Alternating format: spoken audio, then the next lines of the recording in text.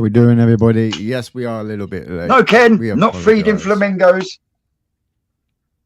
Welcome. Good afternoon, everyone. How we doing? And welcome back to Koi Culture, where we like to talk about koi and anything else that comes across. I will have to make some apologies for our Samuel.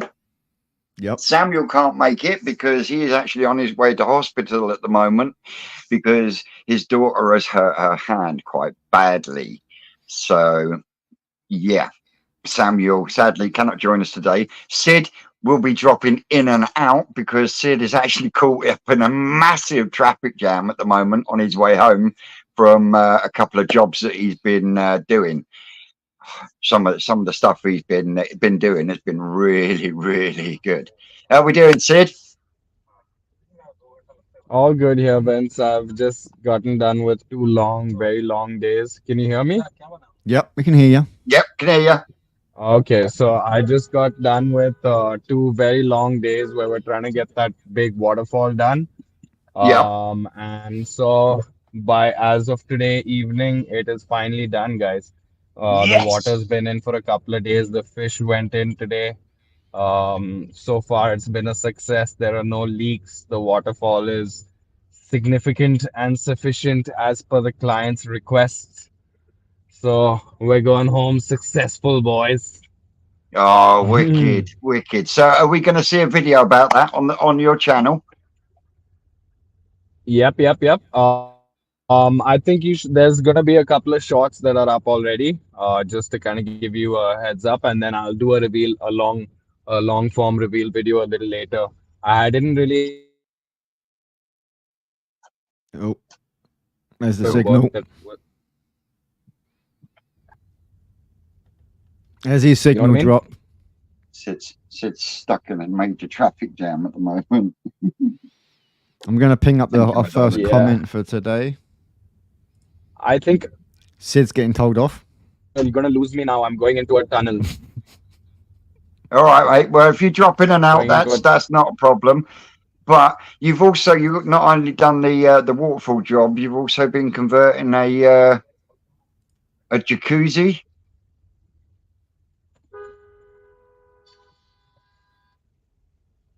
No, we lost him. Signal. No, I think we might have lost him. Yeah. Might have lost him. He's gone into a tunnel. Anyway, he'll probably come back. He does. Yeah, be back later.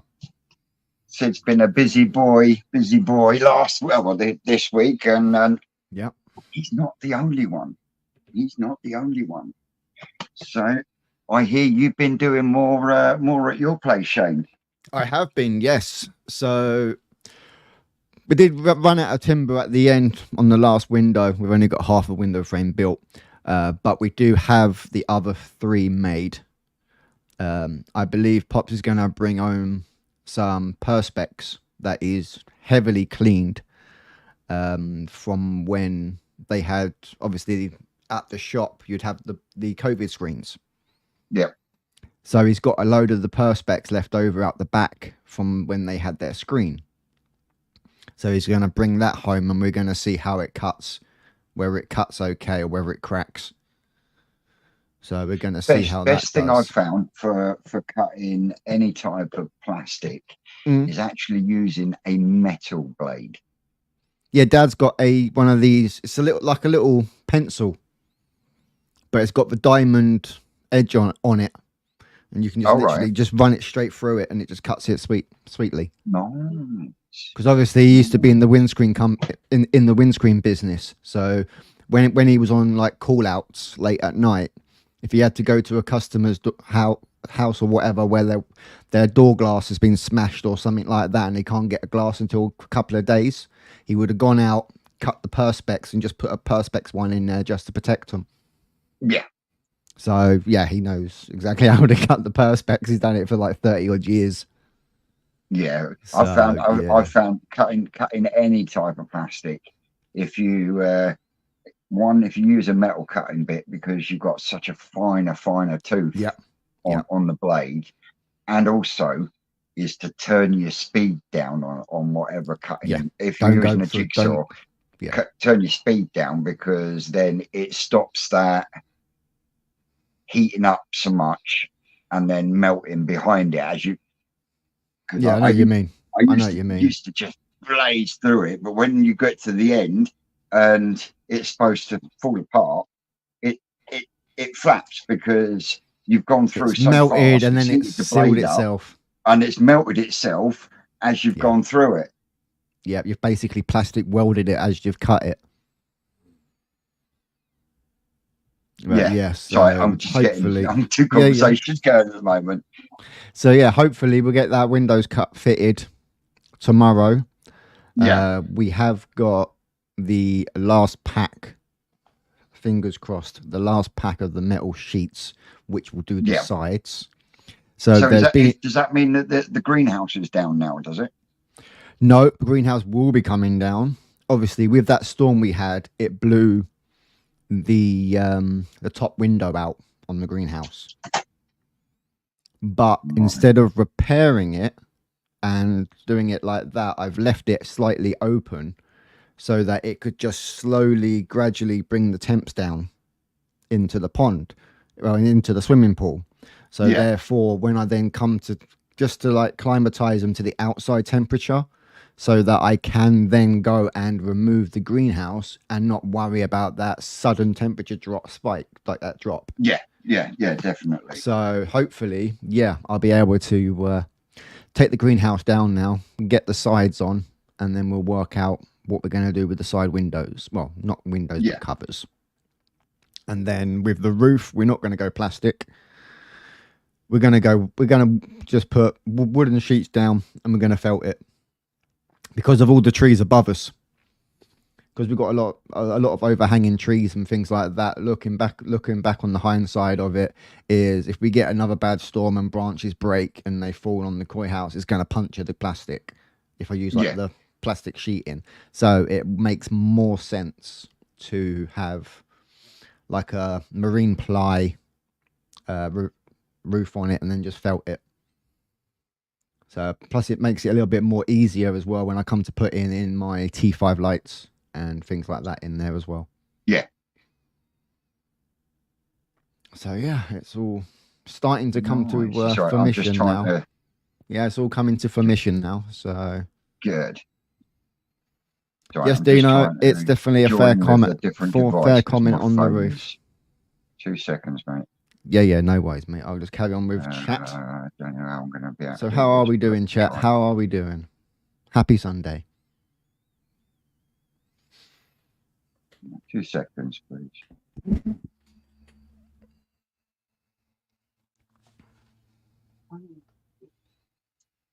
Obviously, we have already got the T5 light because obviously my brother's left one here. Yeah, that will be going up just straight down the middle, and just so I've got that extra. Yeah. And the Smurf.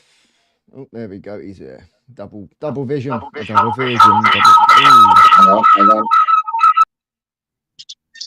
There we go. Is that better? Yes, much better. Much better. All right. Yep.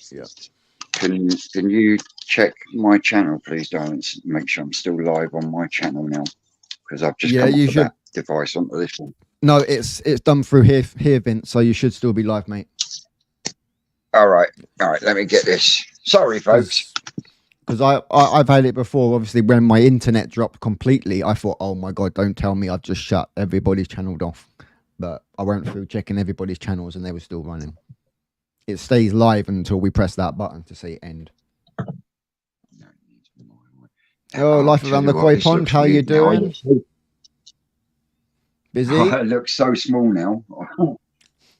I do apologise, but I have been given a laptop for doing this. So, but I haven't managed to get it sorted yet because my son's PC decided to take decided to shit itself and die. So and he plays World of Warcraft and he killed he's a raid leader and all that sort of. Yeah, raid leaders. He has to do all these guild Yeah, so alliance shit. he robbed my my new my new laptop that I got from Pa, so he could continue his World of Warcraft. Hence why I'm buggering about with devices at the moment. Well, don't forget, Vince, Sorry, when you guys. Next week it when will be. you're when you get up here, don't forget to remind me about this. You can take that back with you. I've got to stand for What is it it? in the. It's a decent microphone, mate.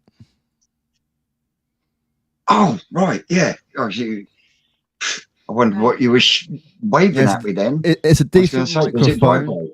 I've got ha ha ha ha ha. No, so it's a decent Took microphone. a I've got second for that to drop in, didn't it? yeah, that was. So yeah, that's just sitting there. Cheers. I'm gonna do a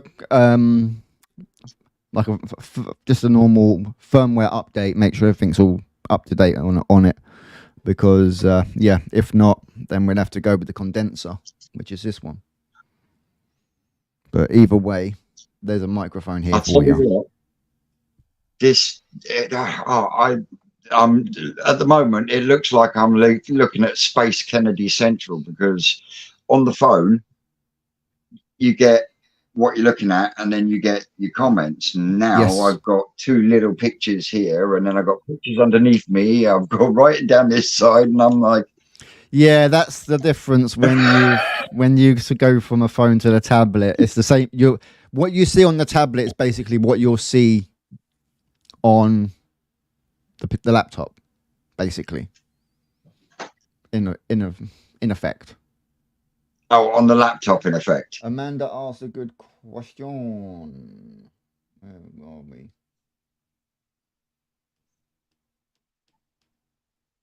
So where are we?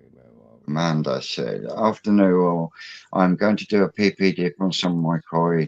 As look like I've got a bacterial infection. What dosage would you use, please? What makes you think you've got a bacterial infection, Amanda?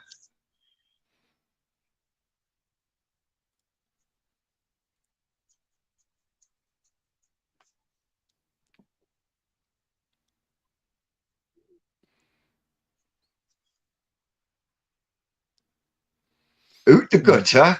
I did you. Yes, Amanda. What makes you think that you've got a bacterial infection? And do you know how we're doing? And yeah, could you get me some pictures? Send me some pictures or some videos to my email address, Amanda, and we can go from there. Yeah, we can have a look and see. But Finra oysters gill sore. Is it just on one fish or on many?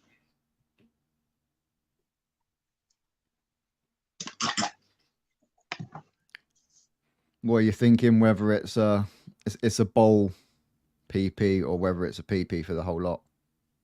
No, I'm thinking maybe you don't need to be as drastic as PP. Maybe take it out, sedate it, and topically treat it if it's a single case of on one fish. Now, if it's on multiple fish, then you're looking at a completely different set of circumstances, completely different. Yeah.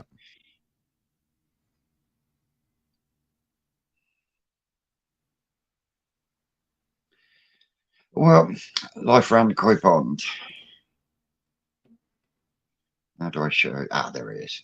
I've noticed that some people have been fatalities over the winter due to switching off the air and filters. Is it due to poor advice or just inexperienced keeping? Well, no, because down at the farm there is quite a few of the systems that you don't see that are holding large amounts of tocine stuff.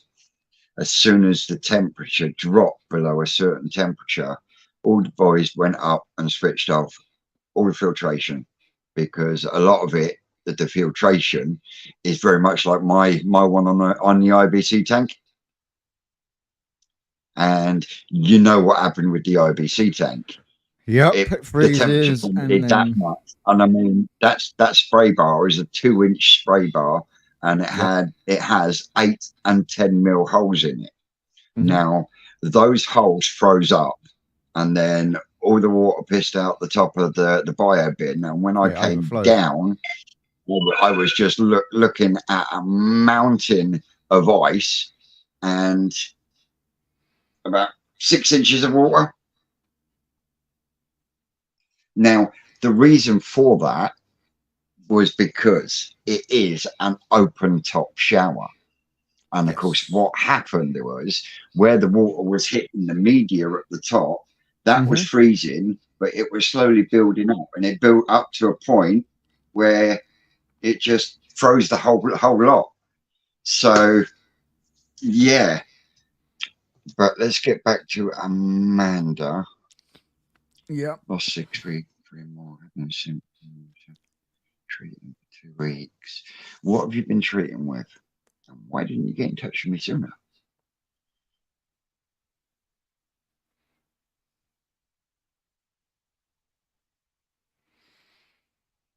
Holy popsicles from Scott. Oh, is that you offering to make me a stainless steel shower, Dino? Nice one, bruv.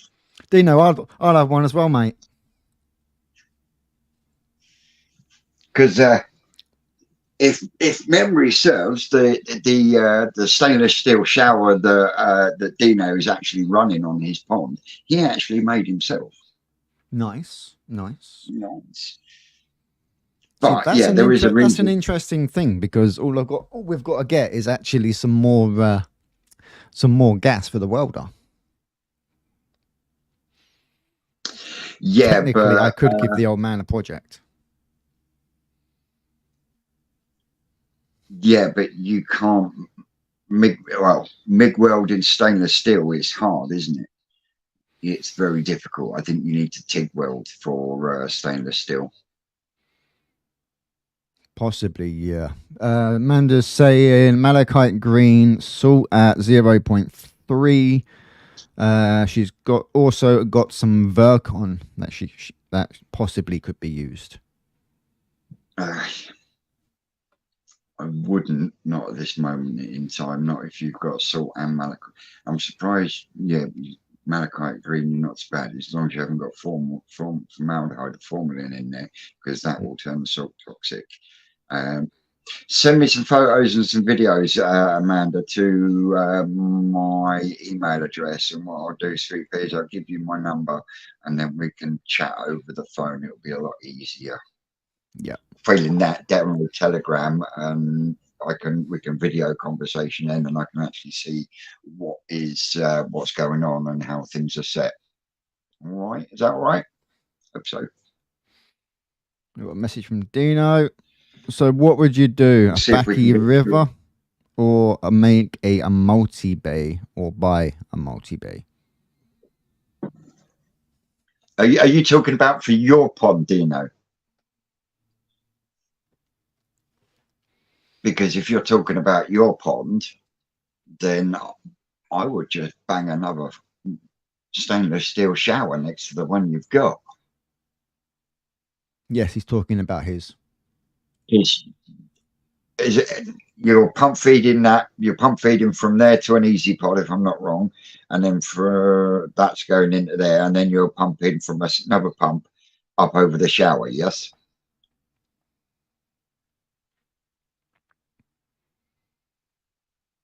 He said he can make it a stainless multi bay.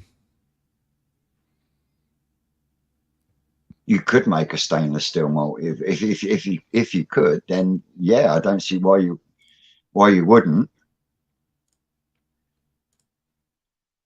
Why you wouldn't? Or ever, yeah, but then you're gonna to do a river. It needs to Be staggered. Can you see what I mean? Yeah. You need it to flow from one end to the other and then down.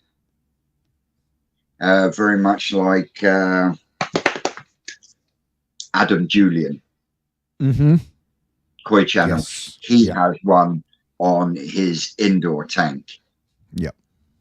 and that's a vertical river, so it's Mm-hmm. pretty much the width of his tank, but it's quite high, and it goes from top to Yeah. bottom through the media. Mm-hmm. It all depends, Dean, on what it is you're trying to accomplish with it. If you're just after pure biological, then I would go for the river. But if you're after mechanical, Then the multi-bay would be the better option. The better option, because you can put dedicate a couple of sections to your mechanical, and then a section dedicated to a moving bed. He was thinking a multi-bay with a blade. Yeah, it's doable. Would you like me to do your set of drawings, Dino? You know that's going to be a straight yes.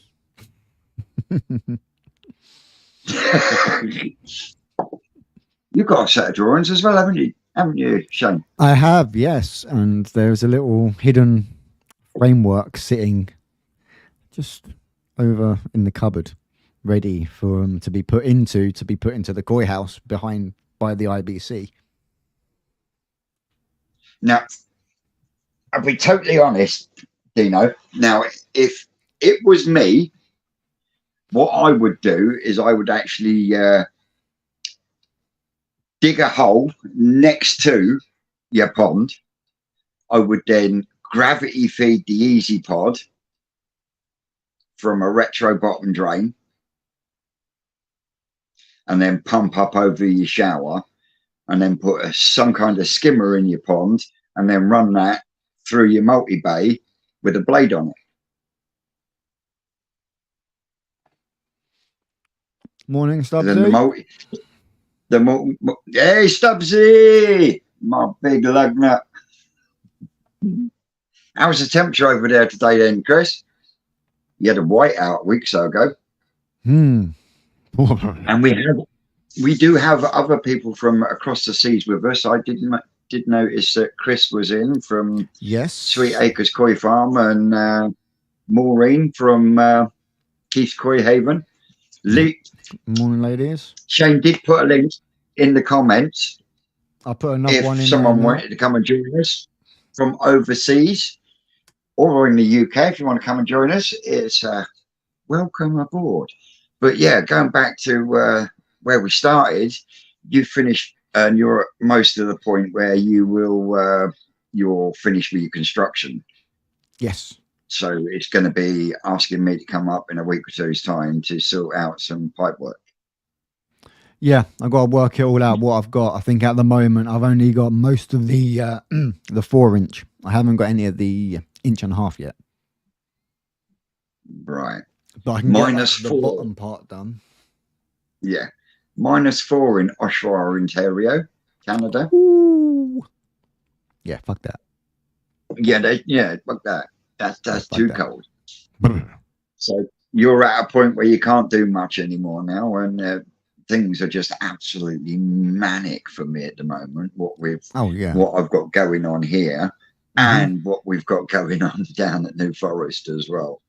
Yeah, absolutely. Just so far this year, I've just been blown away with what we've got going on down at the New Forest. And yeah, really, I do take my hat off to Rick, because he is a cracking guy, and I'd do anything for him, because yeah, I've got in effect, I've got 2 ponds at New Forest Koi Farm now, and once we've got the other tank relined and the fish go back into the tank that they're supposed to be, I will have the TW tank, which is where the weekly picks for the TW code go. Yep.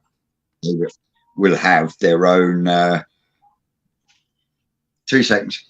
They'll literally have their own system, their own area where they can then, from what I'm picking up from that, is they'll have their own section where obviously once picked, they'll all go in there just to help them with monitoring which koi are the ones that are selected over the rest of the stock. So it will just make it a lot easier for them as well. So yeah, that's definitely a good idea. But yeah, what's everyone's been up to this weekend? Delivery at the door. That's all right, mate. Delivery at the door. So yeah, all the TW picks have their own pond now. So that is basically the twisted sails pond. And we've got the bearded one. Hey, Dino, come and join us, boy.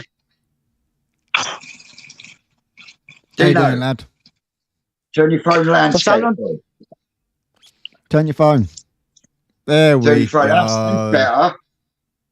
That's better. Off that.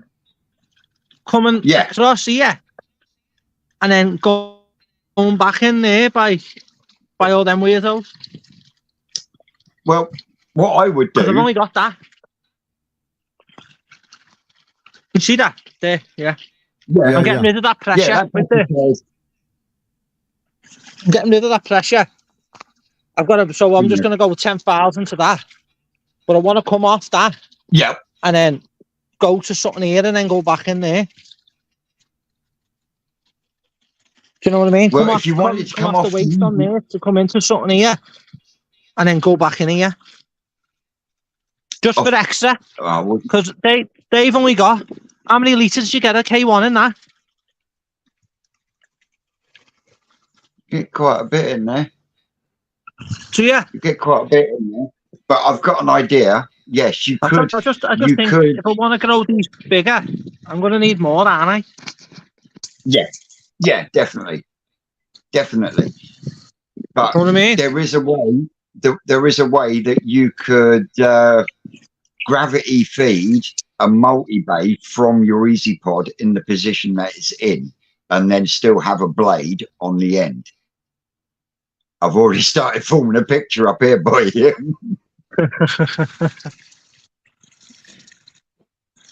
weirdos need more. Well, you have been thinning your pond out as well, though, haven't you? Yes, I have heard he's been thinning. Yeah. That's what signal must be. Yeah. That's something that... Oh, we've got a craft in the building. All right. He reckons you'll get about... He reckons Dino will get about 181 litres of K1 in that. You're back. So, are you going to show us the best Harawaki on YouTube then? Everyone's already seen that. I don't believe I have. There. Oh, 18 litres. Hang on. See it? Yeah.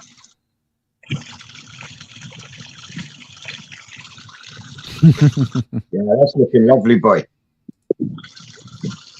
Crafty, you want to come and join us? There's the backy. Hang on, don't ask over tit. Steady now, Dino. Yeah, come on. Steady now. It's not in at the minute. It's not on. I've switched it off. Can't be asked. Dragging the lecky. Yeah. You don't need it. You only need the one on at the minute.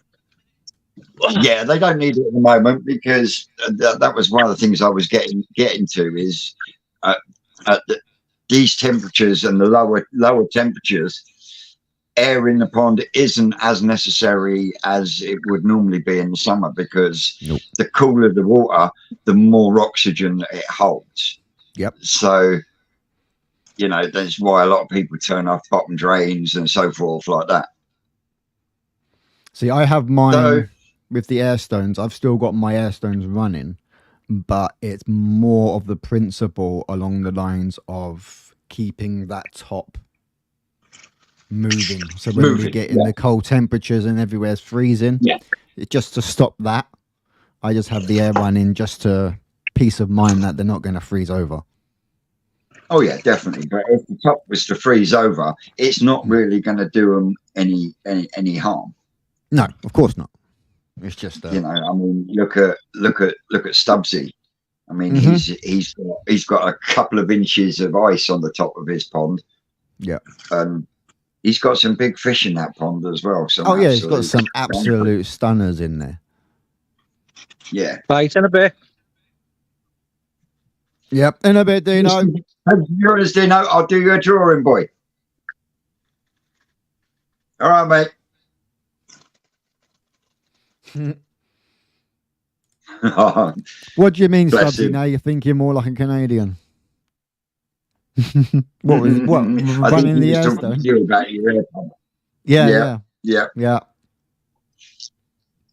But yeah, we've. I'm hoping when we get to the forest tomorrow that Rick's actually been in over the weekend. And he's got that last bit of concrete smashed out on the Mega Munga ponds, because then we can start looking at block work.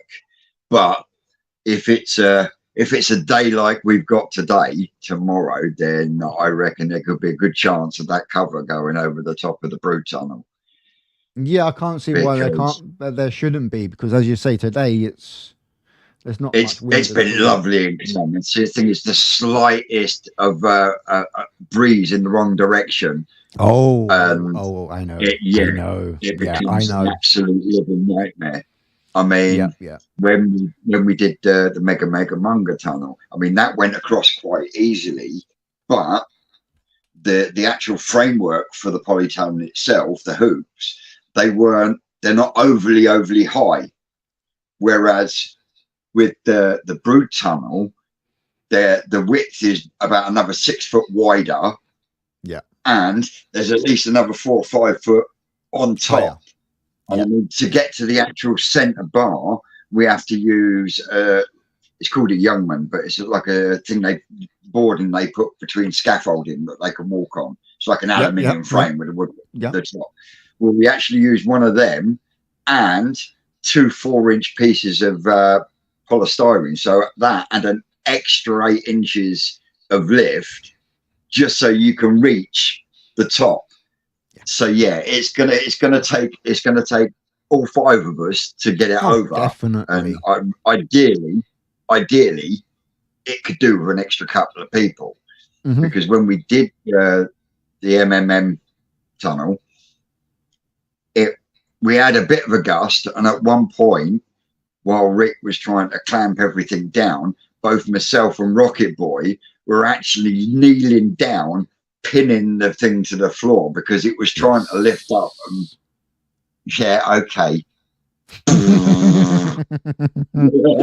I knew someone was going to post it. I knew someone was going to say it. Well done, Jigsy. Well done.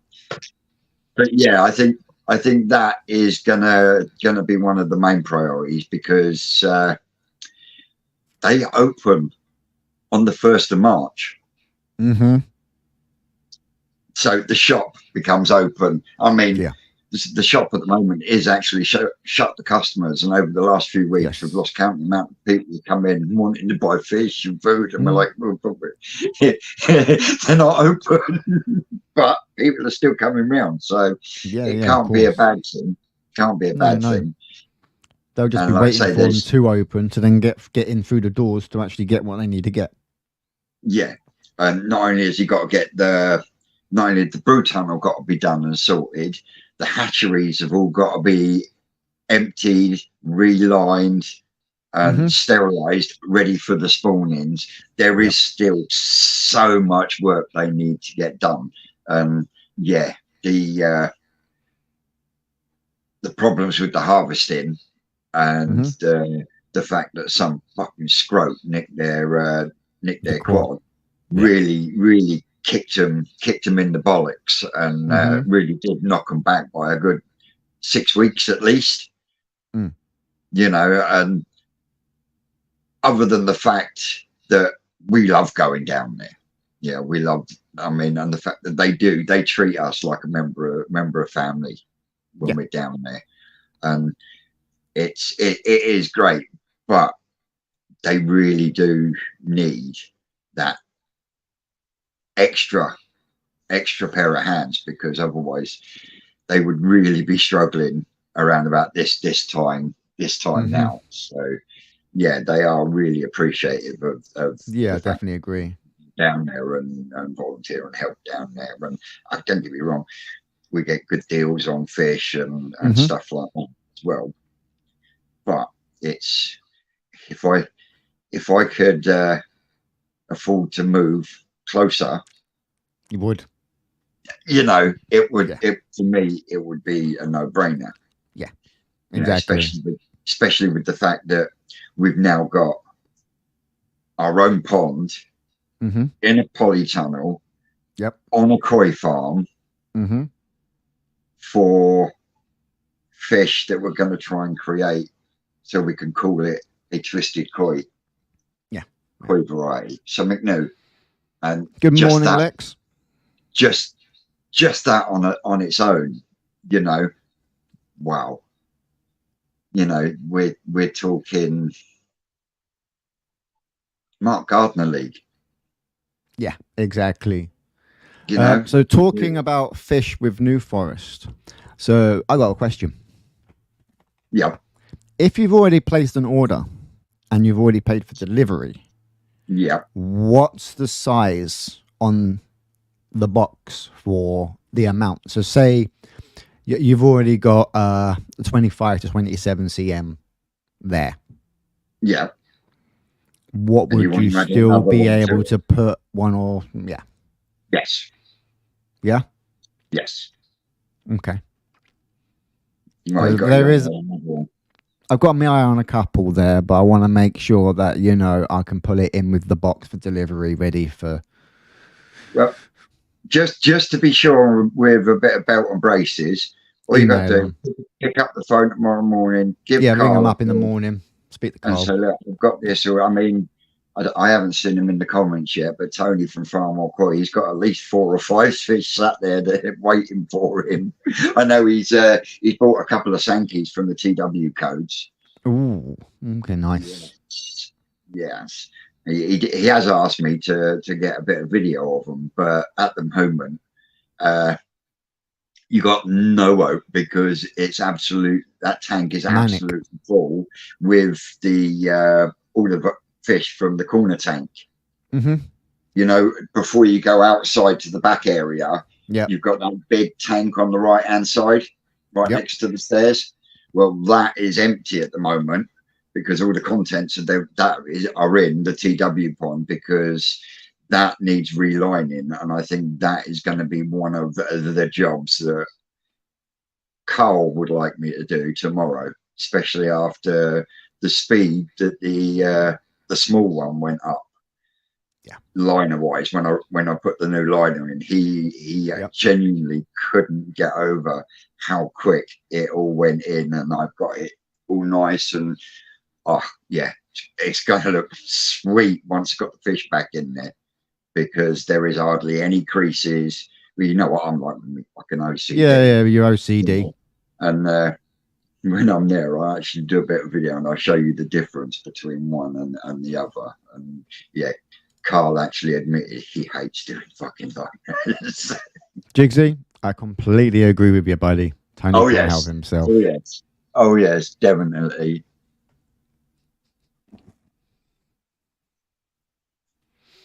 Yeah, guys, if you haven't already, please smash that thumb. There we go. Smash it. The thumb, you know you want to. Just pretend you're playing Space Invaders. So like I say, there is absolutely loads going on there, and like I say, there is going to be a couple more of the vats and the tanks that are going to need emptying and relining. Well, leave the emptying to Carl. I'll just do the relining. That's the easy bit. Just this time, I'm going to bring me electric fucking staple gun with me, because did you see that staple gun he gave me? Old school. Oh, my word. It was as if he pulled it out of a fucking puddle. There was hardly any paint left on it, because it had more rust than it had paint. Yeah. That's why I ended up having to go round with a hammer, because it was putting the staples in, but they were not driving them home. Not driving them home. That's why I had to go around with the fucking hammer and tap them all back in. Yeah. But it just goes to show, you know, it doesn't have to be expensive. And yeah, it beat me to it. Answer to that? After speaking with Lee Hadfield yesterday, most fucking definitely I am. Most definitely I am going to show at the National this year. 100%. I'll be totally honest, I was contemplating not doing it, but like I said to Lee, I'm a man of my word. And I said I was going to show my koi at the National, and show my koi at the National. I will. And I'll be totally honest. I told Lee exactly the same thing. The only thing that's in the back of my mind is I'm going to turn up there and look a right twat. Because I know what you're saying. It's your first one. You know, quality wise, I'm going to look leagues apart. You know, it's just a thing up here. Yeah. But and obviously Lee's the person to talk to, because Lee's been there. He's taken his first time. You know, and he knows how I'm thinking, because he actually said he felt like that himself. Yeah. The first time he showed his fish, you know, and like Jigsy's just said, what have I got to lose? Exactly that. Yeah. It's a learning curve. Like same with koi keeping. Everything's a learning curve. So if you can just broaden your horizon a little bit more. But take Big Betty for instance. Yeah, I bought Big Betty 5 or 6 years ago for a 30-pound Japanese koi from World of Water. She's 68 centimeters, but I got it in the back of my mind with certain fish. Yes, they might look good, but they're not as good as some people that have spent thousands. Well, not just on their you're points, showing it from the different side and their food and everything else. Can you see what I mean? Whereas my pond's been made out of recycled materials, and you know, a lot of it's weird. You know, it's weird how the human mind works. But after chatting with Lee, he has settled me down a little bit. He's answered a few questions and stuff as well, and he's going to be there himself, so that's another bonus. But he is also gonna come and visit Twisted Towers. Nice. So I'm super excited to have Lee here, and at the same time then I'm gonna ask him to actually give me a 100% blunt response, or not response, appraisal of my fish. Can you see what I mean? Yeah, because he's been in the circuit, so he knows looking at certain ones he can go right, that one don't bother with it, this one put that on your list, this one on your list, this one maybe I know exactly this one not quite this year, but put that aside for next year. Keep your growth going on it. Then yes.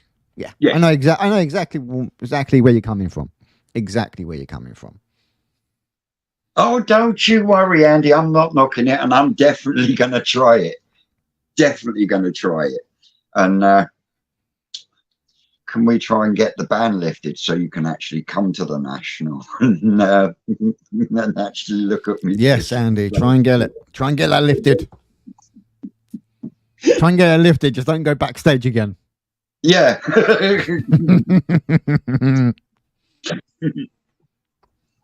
So yeah, that's everything that's been going on at Twisted Koi with New Forest Koi. And as for Twisted Towers, well, I was hoping to have my my air source heat pump up and running this weekend. Yeah, didn't quite go right. No, they didn't go quite well, but I've got the circuit board in it now. Yep. And I was chatting with Paul Smith earlier and got some other fittings coming. They should be here Tuesday or Wednesday. So hopefully by the end of the week, we will have a fully running air source heat pump and a shower. Nice. I mean, I've already been out and checked the shower today, and literally I lifted up the top piece and the whole lot lifted up as one. I was like, Rizzo!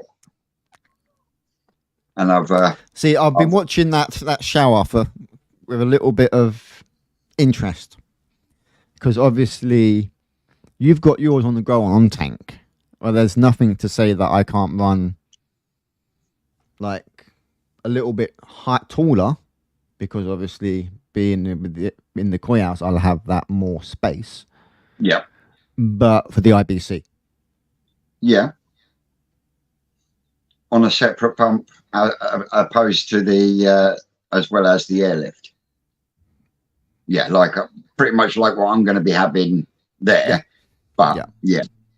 And of course, I just literally I got in about 10 minutes before I was due to go live, because I've been down at Mum and Dad's today, fitting the new pump to the main pond. So I've got my old JCOD 10,000 Veriflow back that actually used to belong to my best mate Brad. So yeah, that is a good almost 10 years old and still chugging along quite nicely. I've got to get a pair of grips on there and close it up a bit, but yeah, it's still in. So that one will go onto the air source heat pump, so I can really dial the speed in to get the optimum. But the 3000 that's on there, you're quite welcome to have that if you want it. Yeah, definitely. We can knock you up a shower with that. Yeah, we can actually put a skimmer in it if you wanted to, just to be posh. Not even though it's an IBC tank, why not? You know what I mean? Why not? It's only plastic. It's only plastic. We got to cut it. It's not like we got to cut any brick or anything, is it? Yeah, but make sure you got your batteries are charged when you try using your angle grinder or your multi-tool. Oh yeah, I've got 2 batteries. I'll have them both on charge the night before, mate. Don't you worry about that.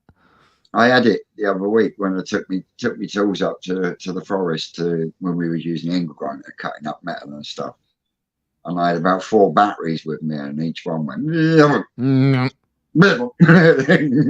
only thing I didn't pick up was the fucking fast charger.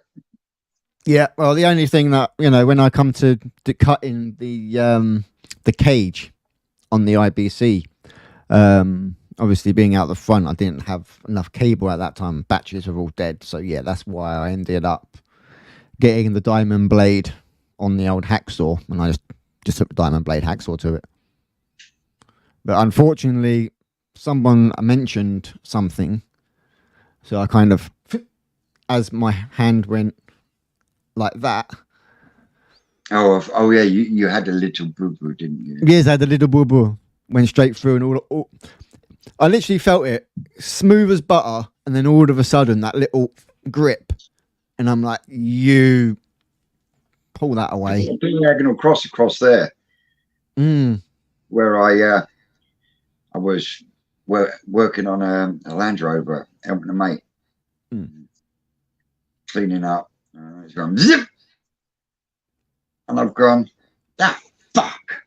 Yeah. You got some electrical tape. My best mate's giving it. Carry on. Yeah. So I've had it before. Well, I've seen it with Dad when I was like growing up as a kid, going out to the windscreen jobs with him and things like that. And he's just a Stanley blade slipped off the glue off the windscreen and caught across his knuckles or anything like that. And he's just like, right, little bit of a bit something over the top of it. Go and get me the masking tape, and he's just whack the masking tape around it. That'll do. My dad's going to kill me. I've nicked his permanent marker. So, anyone out there got any questions for this Sunday? Any questions, anybody? Any questions? And for those that haven't, the cat toilet is doing really, really well. I'm impressed with it, to be totally honest. And that was the other thing I chatted with Lee about, because he's got a Blue Lab Guardian, but he's also got one of them. And what he's going to do, he's going to do a side-by-side. Ah, that'd be interesting. That's what I said, because you've got two different price ranges for something that does similar things. Can you see what I mean? So someone who's got no worries about money, they can go for a Blue Lab Guardian because they are quite expensive. Yes, they are quite expensive. But the Cactoile is more affordable for someone normal. Yeah. Yeah. No, in fact, what's happened is they don't do one bigger than that one that they offered. And what she's talking about is Haiger. Haiger got in touch with me. Haiger is an aquarium company, as far as I'm aware. Yes, they are. I know Stubbsy does a lot of reviews and stuff for Haiger and Haiger stuff. Well, I was actually approached by the Haiger marketing team. Afternoon, site. And to start with, they offered me a full spectrum light. But it's only 40 cm. Right. Yeah. Yeah. So it's fish tank size. And I actually asked if they did a bigger one, and they don't do a bigger one. But she come back to me and said, right, well, what I will do is I will send you out an 800 watt heater. So I have got a Haiger 800 watt heater to review. Now, once the review has been up for a while on the heater, she has said that she will send me out a full spectrum light. And I said, what I will do, so I can get a proper span across the growing on tank, I will pay for the second one and have two, so it will go right across and replace the LED spotlights, and hoping it will help with colors and stuff like that. It will help with colors, but it'll also help with when you're filming as well, that when the light's on, you don't get that strobing effect. Yeah. You won't get that once you've got the LED in there, because it's a different light spectrums that makes your phone do it. So having them in there as well.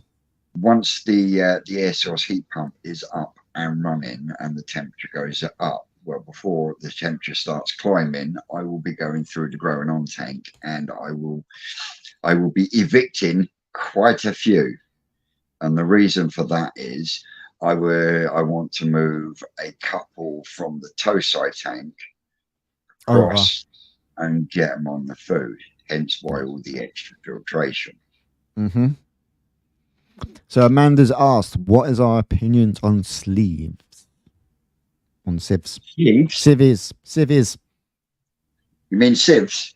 Yes, civvies. Yep, the sieves. They're great. I personally, from what I've seen, they're great for removing like the fines. They're a good mechanical filter. They are a good mechanical filter. Ricky uses a few, but everyone he uses is pump fed. I know there's quite a few people that do run. I almost said do. There is a few people that run sieves. I know Irish Geordie Koi. He runs a sieve, but his are gravity fed. And if I'm not wrong, if you're especially with a Cetus sieve, you have to have special bypass pipes that go with it, especially if you're going in conjunction with a Nexus, for instance. There's a specific set of pipework you have to be able to run the sieve gravity fed, and then to gravity feed the Nexus as well. So that fact, you've got to factor that in as well. I know there are small sieves. You can get the compact sieve. I can't remember who makes it. It's a green one. It's about 2 foot deep, by a foot and a half, and pump fed. They are absolutely brilliant.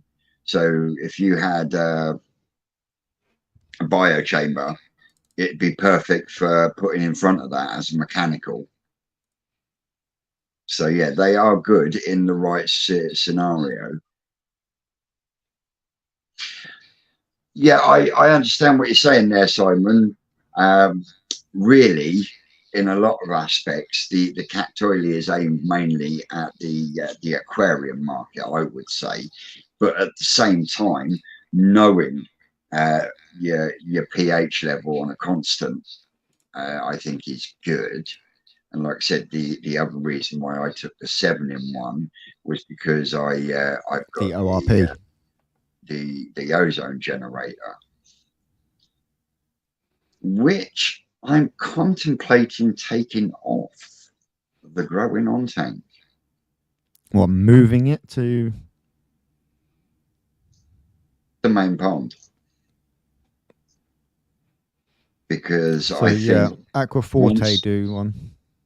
Once I've got the air source heat pump running and the shower's matured and the upflow's matured, yeah, I shouldn't need to have the ozone generator on there.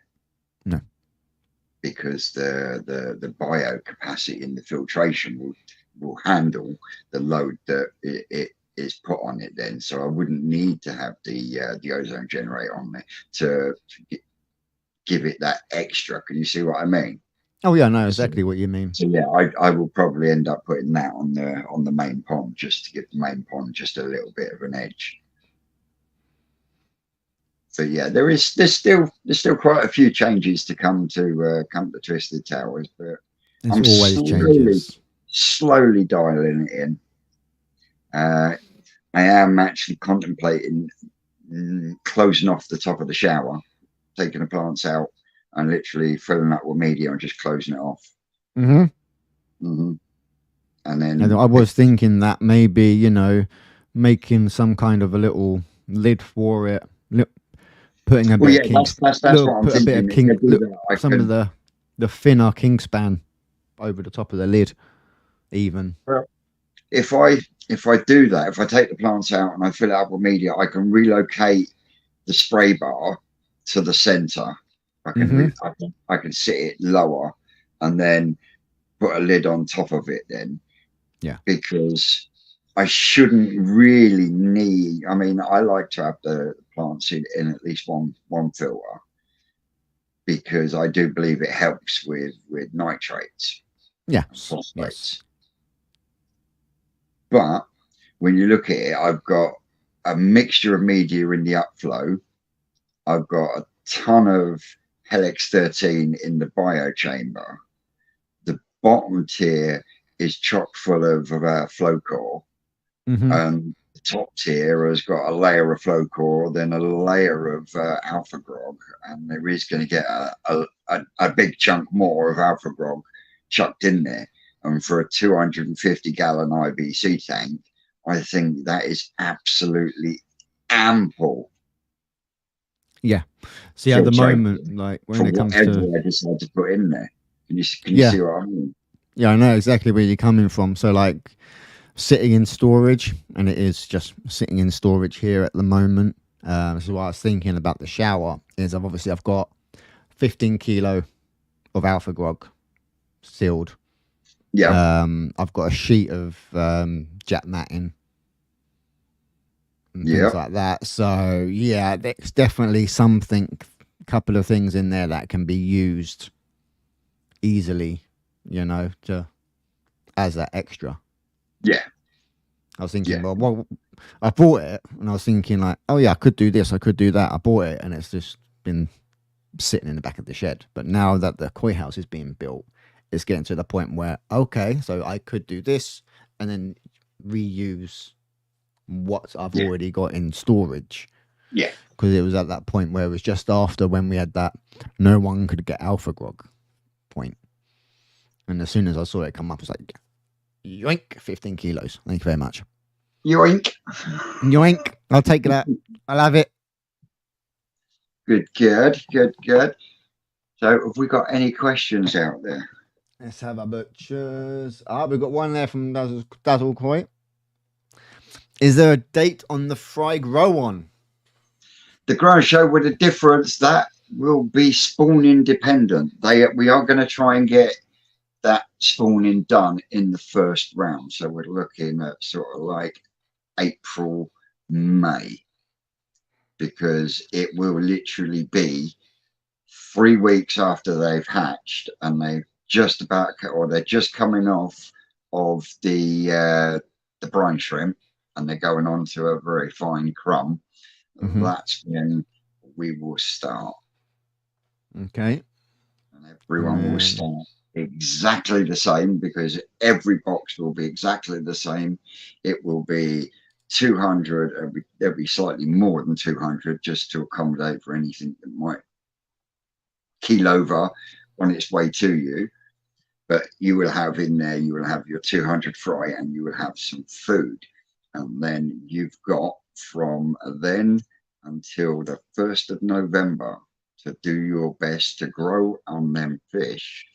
And not only grow on them fish, but choose the best one fish out of the lot to then be entered into the grow and show judging. Yeah, that's where that is the part. The whole process for me is going to be an absolute fucking learning curve.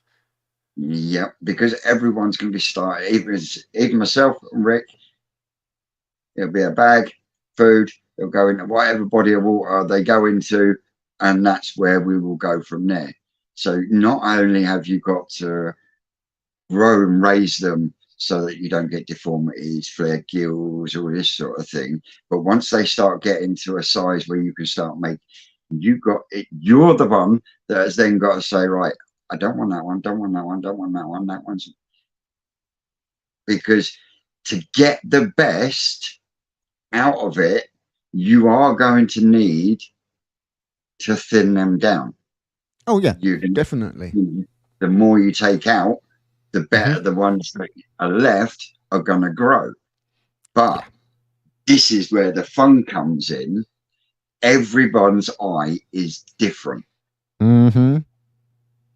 It's to see whose eyes can, and not be defined. It's a completely new spawning pairing in the fact of what we're doing. Yeah. See, so, I've got a little something that I haven't told you about that I've got set. I'm getting set up. So the metal table frame that we wasn't sure what we was going to do with it. That's going to become my grading bowl. Ooh. That's what nets are for, boy. Yeah, I know, but so when I can take a lot out, put them into that bowl, and then I can sit there with or deformities, and then just bing, bing, bing, bing, and go through it. Yes, you can, Simon. Both Simons. You can get different sieve screens, or you can get replacement ones. So if you wanted to, you could, instead of getting a Jose, just pull one out, take it away, put a new one in, clean it off, and then the other one sat there for the next time, isn't it? Yeah, you can just rotate them. But you'll find a lot of you'll find a lot of sieves, if they haven't got an overflow, put in an overflow. Because the only time I can see a sieve getting blocked up is if you've got a serious problem with blanket weed. Yeah, so when we was talking about the sieves, I pulled one up, the compact sieve, which is pump fed from Yep. Aqua Forte. Forte. Is it Yeah. the green one? Yeah, it's the green one that you was talking about. And that looks like it does not have an overflow. So you've That's just got the feed coming straight in. You've got a rectangular box like that, Mm. and then you've got a curved screen. Mhm. Now, if that screen fills up with dirt, the water comes up and comes up and comes up and comes up, and then will end up overflowing. Yeah, blow the lid. So what you do is, for where the base of the screen is, halfway up, you put in Just an stick overflow. a little, yeah. Just stick a little. You just stick a small little tank connector or something like that on it, or a very small hose tail. Just inch and a half, you know, inch and a half bulkhead connector with a bit of inch and a half goes bypasses then straight to the pond itself. So if that does clog your screen up, you know that it's never going to overflow. It's going to return back to the pond itself because it's bypassing through that overflow. Yeah. And also, you're not going to worry about if you've got to go away for work business or anything like that, and it overflows. Is it going to drain your pond too much? Because you know your overflow is going to return back to the pond. So then you've also got that peace of mind. Yeah, definitely. Yeah, but those socks are renowned for clogging up, though, Simon. I used to use them years ago, and they are a bloody good bit of kit if you're there constantly. Can you see what I mean? If I was going away for a week or so, you know, I would never have filter socks in situ because they're renowned for clogging up and overflowing. I mean, you look back to middle of last year, everyone started getting beer sieves to put in the center of their easy pods. Yes. And then wondered why that if they didn't take it out on a regular basis, they would end up overflowing their easy pod because they filled up with the crap builds up because the filter was so fine, it closes up a hell of a lot quicker. Yeah. And of course, water can't go through. And Can you see what I mean? Yeah, of course. A lot of people that went out and bought beer filters and put them in their easy pods, so they didn't keep them in there for long. I don't hear anyone talking about having their beer filter in their easy pod anymore. I looked at doing it, but then I'm glad I waited to see how the results were going to come before I made that. Yeah, they're only cheap, but in the aspect of you could then put that money towards some food down the line instead, or pipe work. Exactly that.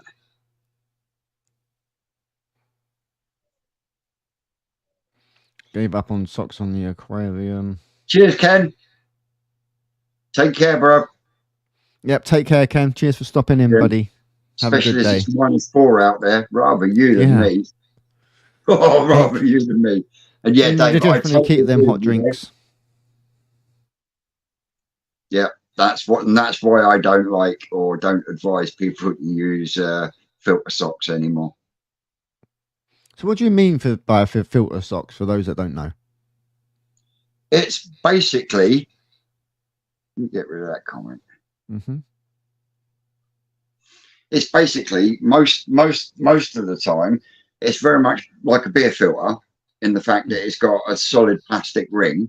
Yep. So you can actually put it inside a piece of pipe if you wanted to. And it is literally a micron bag. And depending on what micron you get, depends on how fine it catches. Can you see what I mean? Yep. And the water runs through them. They use them a lot on tank systems that have sumps underneath. So when it comes down, they usually go into a sock and then through into the sump to go back up. Yeah. Can you see what I mean? And you can get them in various sizes, various microns, and they are good. They are effective. They will take the fine shit out. But if you're not on top of it constantly, there is that issue that at one point in time it will overflow.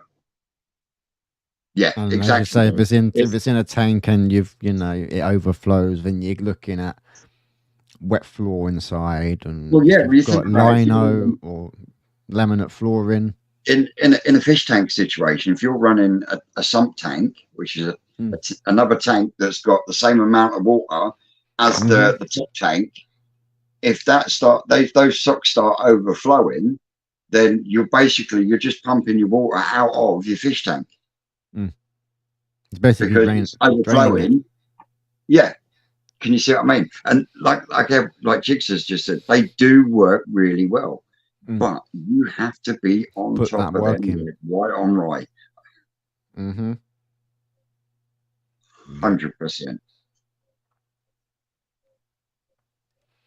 Yeah, definitely an interesting one. Oh yes.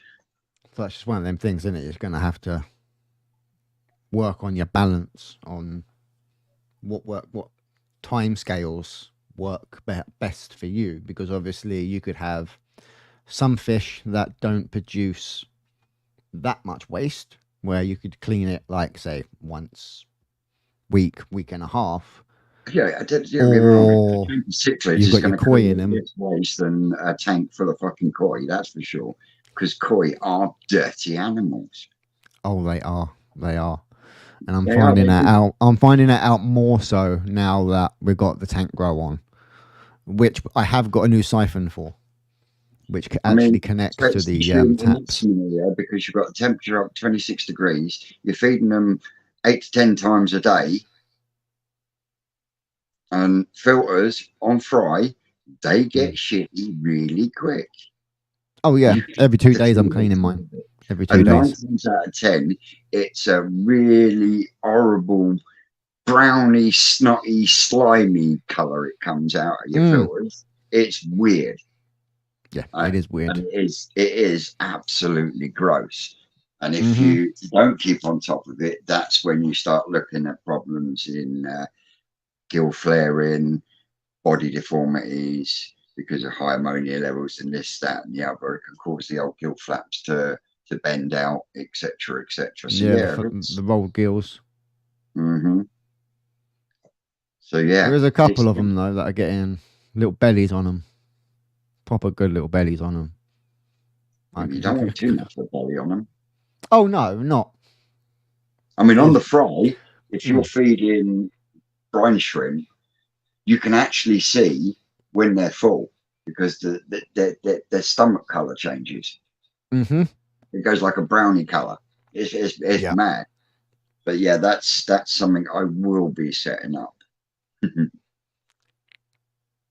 Right, I've got a supersized brine shrimp hatchery that I made.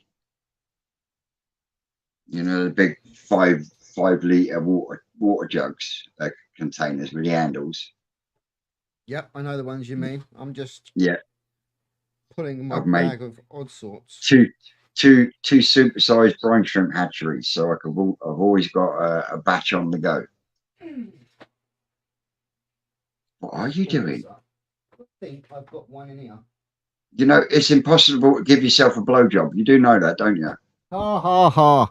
No, I was looking in my little bag of fishy bits because I think I've got a small hatchery. You keep your size to yourself, boy.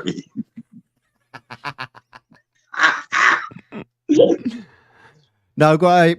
It was just one of these ones you got off Amazon. It was, it's only a small little hatchery, but it just came as a complete kit, which obviously it will help because it gives me the small pan net basically for using for selecting the the brine shrimp, which obviously then at a later date I can then use for oh fuck. Jigsy. Oh, anyway, Jigsy, you promised you'd come on the show. Yeah, come on, Jigsy. There you go.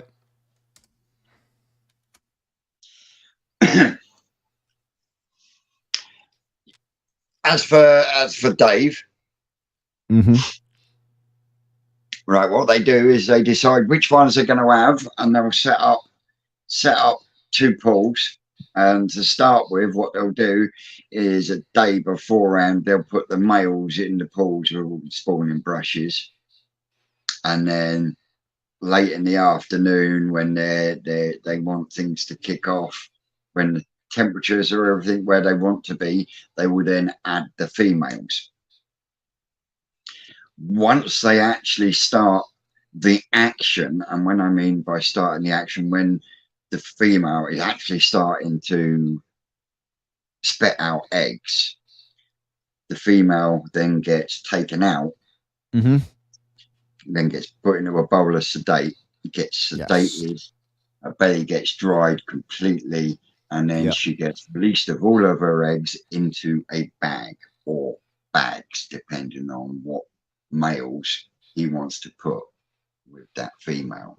Yep. Which people, if they want to see done, pop onto Vince's videos from early part of last year, and you'll be able to see April time, and you'll be able to see Ricky actually showing you how they do it there.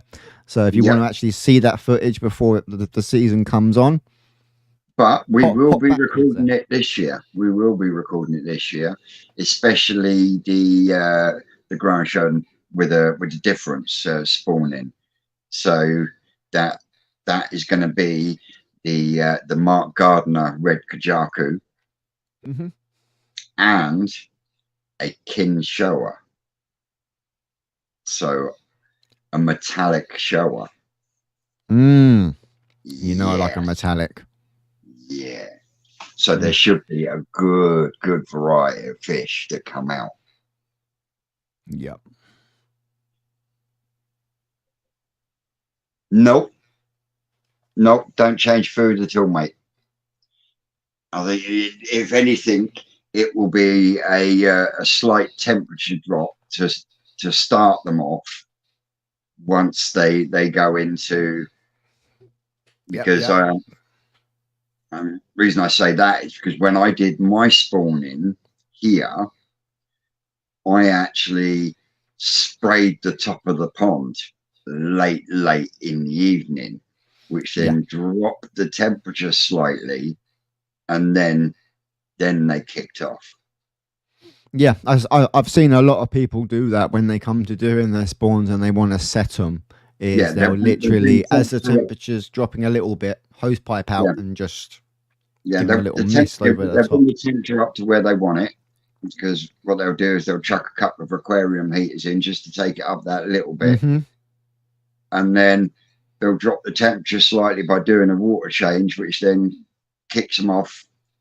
And then once they actually start releasing eggs, that's when they get taken out, sedated, emptied. But they don't get fully emptied, because they then go back into the pool and they get rid of the last of what's in them naturally. Into the brushes.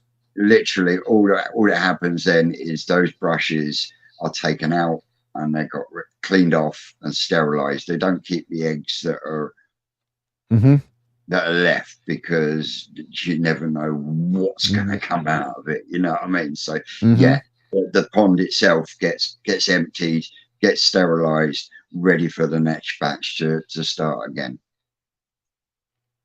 Yeah, I know exactly what you mean. Well, yeah, we got any other questions in the chat? Or is there anyone in the chat would like to come and join us? Yeah, or come and join us. There is links there. If anybody does, let us know. Stick a yes in capital letters, and I'll drop the link. I really don't know how to turn this screen round. Oh, it's hard to on tablets. Mm. No, we'll have to work it out for next week. Mm-hmm. Yeah. The pond is swimming around absolutely lovely. Come on, Jigsy. Because he would pop on, but he's shy. Fucking ass. Get your Welsh arse on here. You promised you'd come on. Come on, Jigs. You put videos out, bud. You can't use that shy content. It's Simon. It's the Mark Gardner red Kajaku male, and the female is a kin shower. Hey, Chris, you can chat. You can come on. Yeah, come on, Chris. You've been on live before.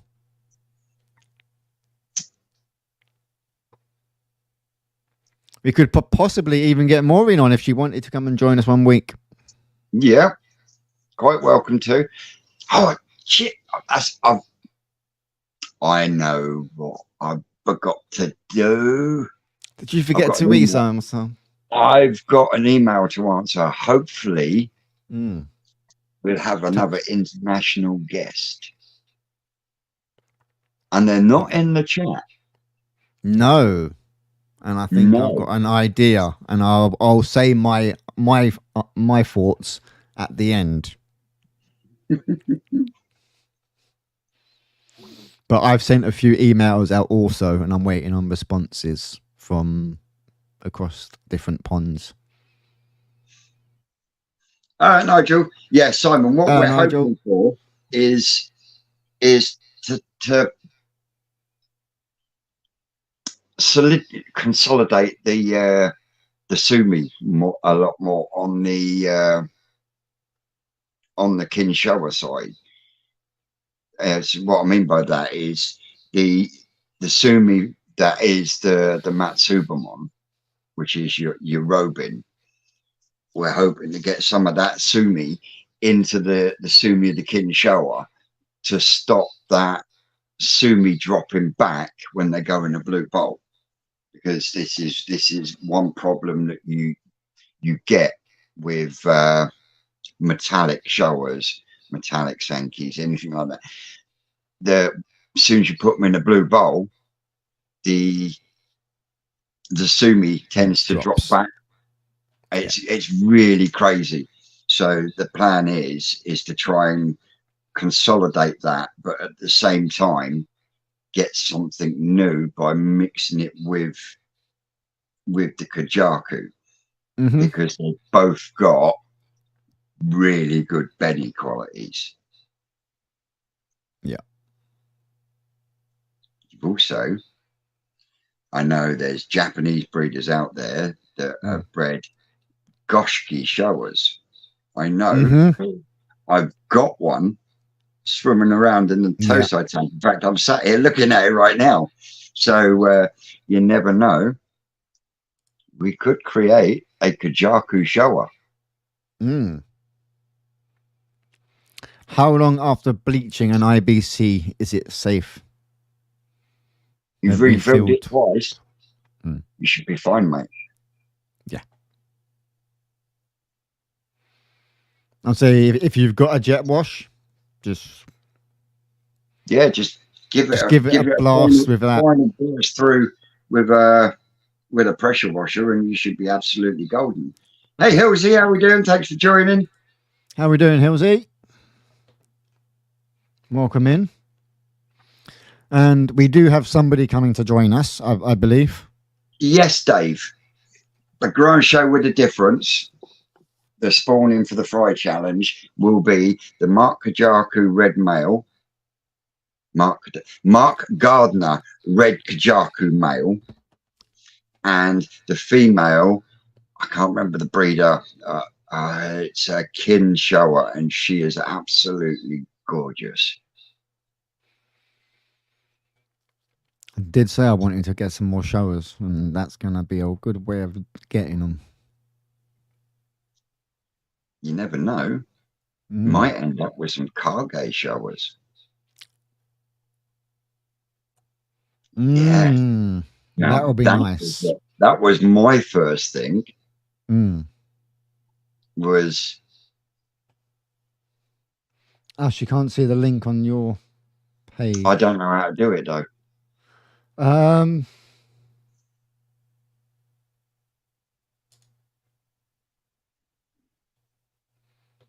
How do I pin? Oh yeah, because you're going for the fry challenge as well, aren't you, Nigel? I know there's a few in the chat that are joining the Grind Show with the difference. I know Dave's got his name down. Jigsy's got his name down, if I'm not wrong. Yeah.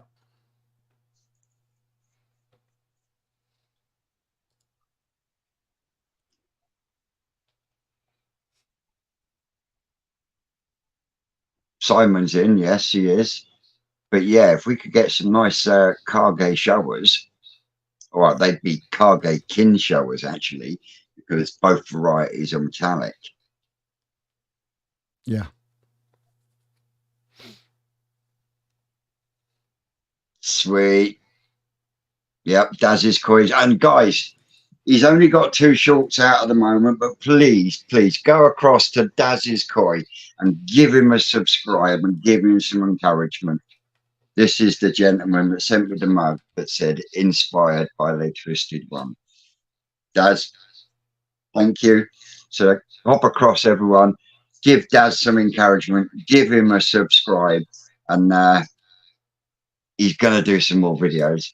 Aren't you, Daz?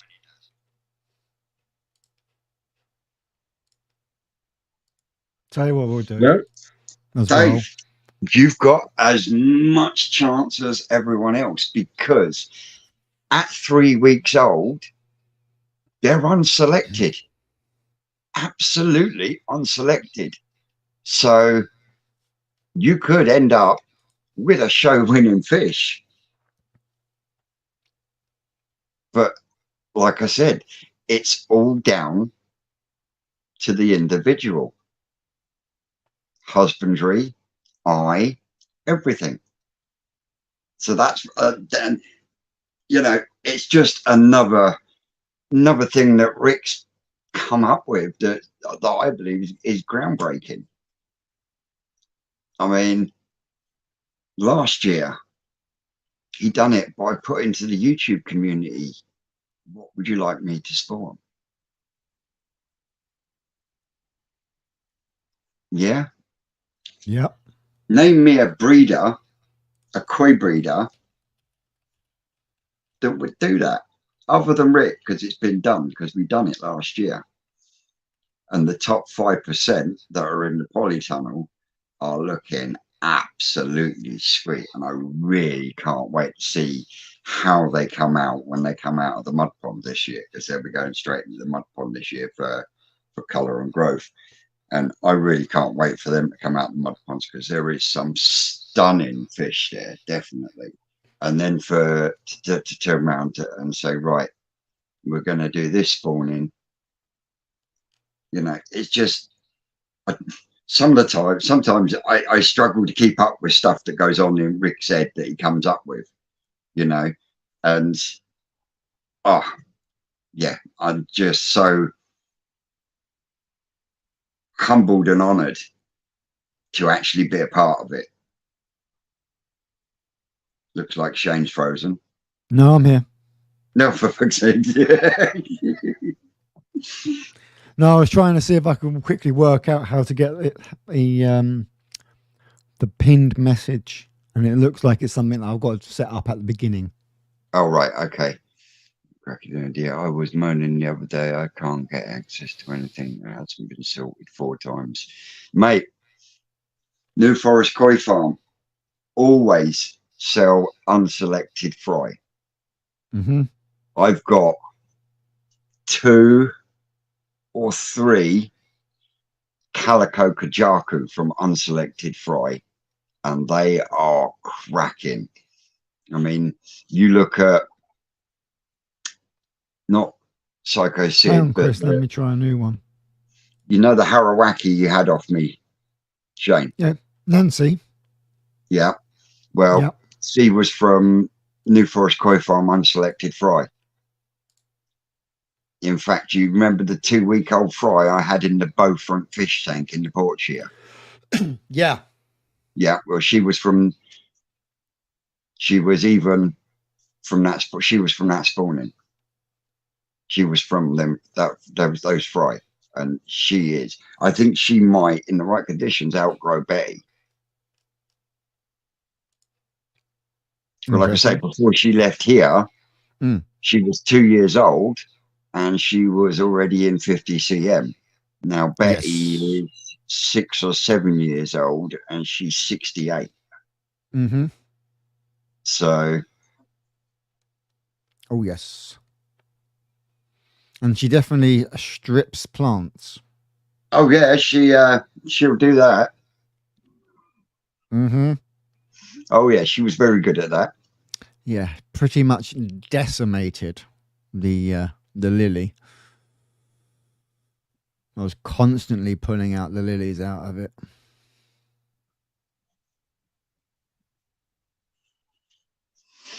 I'll tell you what, I know you're saying about a Shisui crossed with a Yamabuki, but I'm getting quite attached to the Shisui cross Sankey that's in the growing on tank.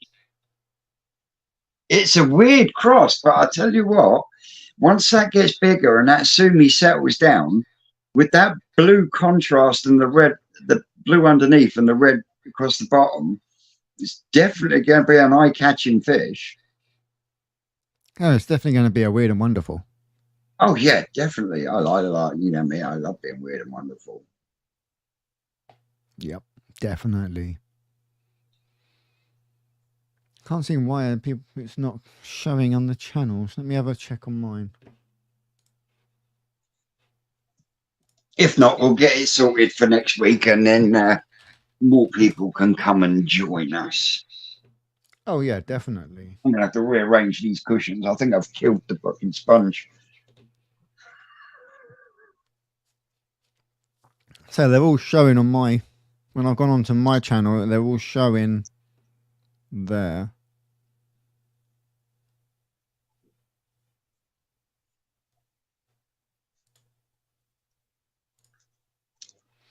Oh yeah, strange.